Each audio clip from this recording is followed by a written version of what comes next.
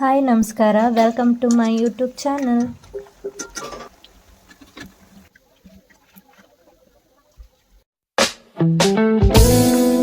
ನಾನು ಮಾಡ್ತಾ ಇರೋವಂಥ ರೆಸಿಪಿ ಹೆಸರು ಬಂದ್ಬಿಟ್ಟು ಮಧುರ್ ವಡೆ.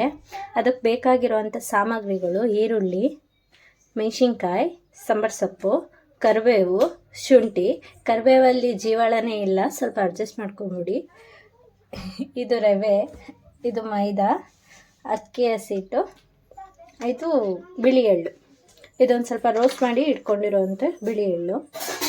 ಮೊದಲಿಗೆ ಈರುಳ್ಳಿನ ಹಾಕ್ಕೊಬೇಕು. ಇದಕ್ಕೆ ಮೆಣಸಿನ್ಕಾಯಿ, ಸಾಂಬಾರು ಸೊಪ್ಪು, ಕರಿಬೇವನ್ನ ಸ್ವಲ್ಪ ತುಂಡು ಮಾಡಿ ಹಾಕ್ಕೊತೀನಿ, ಚೂರು ಚೂರು.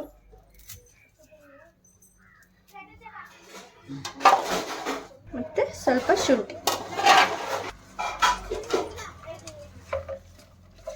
ಈರುಳ್ಳಿ ಚೆನ್ನಾಗಿ ನೀರು ಬಿಟ್ಕೊಬೇಕು. ಇದಕ್ಕೆ ಯಾವುದೇ ನೀರು ಹಾಕಿ ಕಲಸಲ್ಲ, ಈರುಳ್ಳಿ ನೀರು ಮತ್ತು ಎಣ್ಣೆ ಹಾಕಿ ಕಲಸೋದು.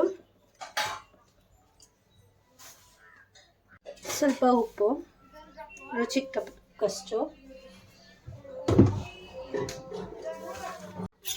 ಚಿರೋಟಿ ರವೆ,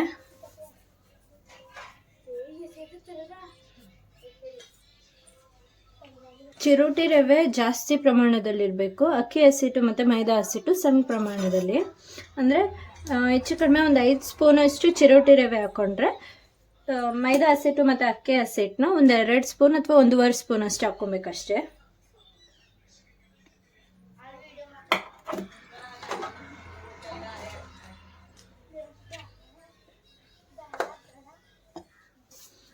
ರೋಸ್ಟ್ ಮಾಡಿ ಇಟ್ಕೊಂಡಿರುವಂಥ ಬಿಳಿ ಎಳ್ಳು ಒಂದು 1/2 ಟೇಬಲ್ ಸ್ಪೂನ್ ಅಷ್ಟು. ಆಮೇಲೆ ಕಾಯಿಸ್ಕೊಂಡಿರುವಂಥ ಎಣ್ಣೆನ ಹಾಕ್ಕೊಬೇಕು. ಸ್ವಲ್ಪನೇ ಹಾಕ್ಕೊಂಡು ಕಲಿಸ್ಕೊಳ್ಳಿ.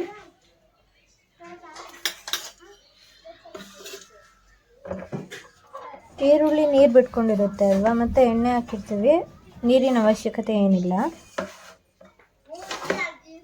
ಇದನ್ನು ತಗೊಂಡು ಈ ರೀತಿ ಉಂಡೆಗಟ್ಟಿ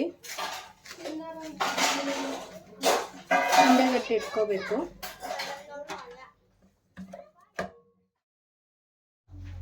ಈ ಉಂಡೆಗಳನ್ನ ತಗೊಂಡು ಮೈದಾ ಹಸಿಟ್ಟೊಳಗೆ ಮೆದುವಿ ಅದನ್ನು ತಟ್ಟಬೇಕು. ಸ್ವಲ್ಪ ದಪ್ಪವಾಗೇ ತಟ್ಟಬೇಕು, ತೆಳ್ಳಗಾದರೆ ಚೆನ್ನಾಗಿರಲ್ಲ.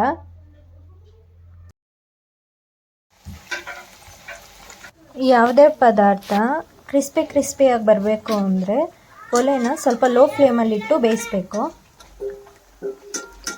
ಸ್ವಲ್ಪ ಗೋಲ್ಡನ್ ಬ್ರೌನ್ ಕಲರ್ ಬರೋವರೆಗೂ ಉರಿಬೇಕು, ಡೀಪ್ ಫ್ರೈ ಮಾಡಬೇಕು. ಅಲ್ಲಿಗೆ ನಮ್ಮ ಮಧುರ್ ವಡೆ ರೆಡಿ.